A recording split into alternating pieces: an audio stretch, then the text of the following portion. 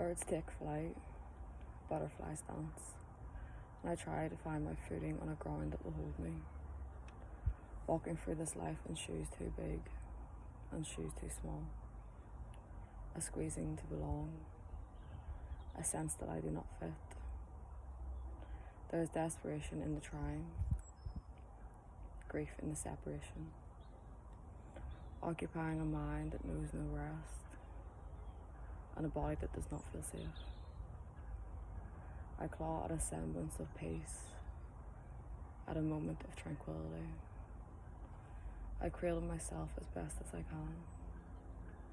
I loosen my grip, again and again and again.